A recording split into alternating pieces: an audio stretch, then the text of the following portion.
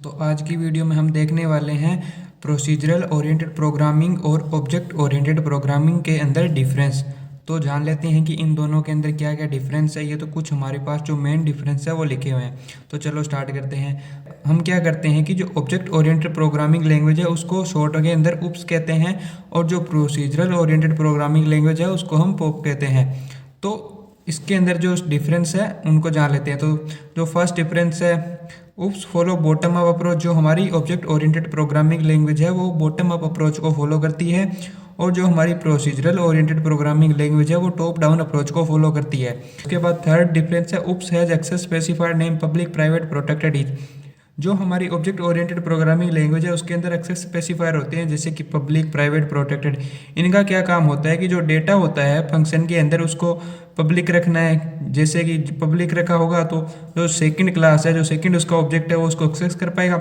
अगर प्राइवेट या प्रोटेक्टेड है तो उसको एक्सेस नहीं कर पाएगा। तो ये एक्सेस स्पेसिफायर होते हैं जो कि डाटा को प्रोटेक्ट या प्राइवेट रखने के लिए काम आते हैं। और उसके बाद जो हमारी प्रोसीजरल प्रोग्रामिंग लैंग्वेज है उसके अंदर कोई एक्सेस स्पेसिफायर नहीं होता।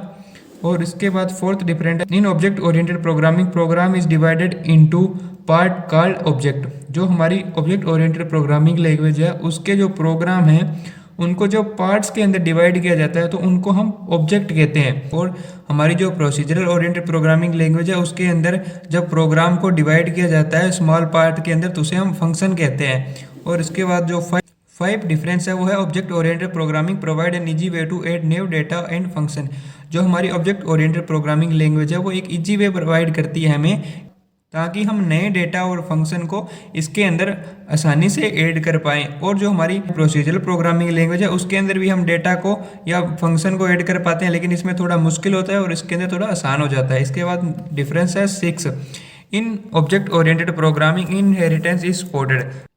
जो हमारी ऑब्जेक्ट ओरिएंटेड प्रोग्रामिंग लैंग्वेज है उसके अंदर इनहेरिटेंस मिलता है हमें, लेकिन जो हमारी प्रोसीजरल ओरिएंटेड प्रोग्रामिंग लैंग्वेज है उसके अंदर हमें इनहेरिटेंस नहीं मिलता। इनहेरिटेंस से क्या होता है कि हम हमारा जो प्रोग्राम होता है उसे स्मॉल टुकड़ों में या स्मॉल पार्ट्स के अंदर डिवाइड कर लेते हैं, जिसकी मदद से जो प्रोग्राम है उसको समझना या उसके अंदर अपडेटेड करने उसे आन हो जाते हैं। हम जब इनहेरिटेंस की मदद से प्रोग्राम को अलग अलग पार्ट्स के अंदर डिवाइड करते हैं तो उनको हम ऑब्जेक्ट की मदद से कॉल करके रन करवा सकते हैं, जिसकी वजह से हमें हर बार कोड को डिफाइन नहीं करना पड़ता। हम एक बार कोड को डिफाइन करके उसको जितनी मर्जी बार चाहे ऑब्जेक्ट के द्वारा कॉल करके रन करवा सकते हैं। और इसके बाद इसके अंदर डिफरेंट आ जाता है 7, in object oriented encapsulation is use to hide data.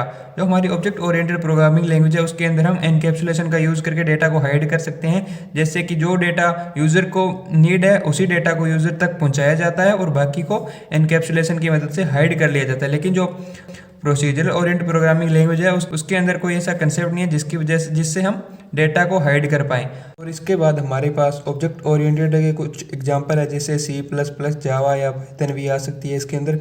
और जो प्रोसीजरल प्रोग्रामिंग लैंग्वेज है उसके एग्जांपल है C और पास्कल। तो फ्रेंड्स ये कुछ मेन डिफरेंस थे। आई होप आपको वीडियो अच्छी लगी होगी। वीडियो को लाइक करें और चैनल को सब्सक्राइब करें।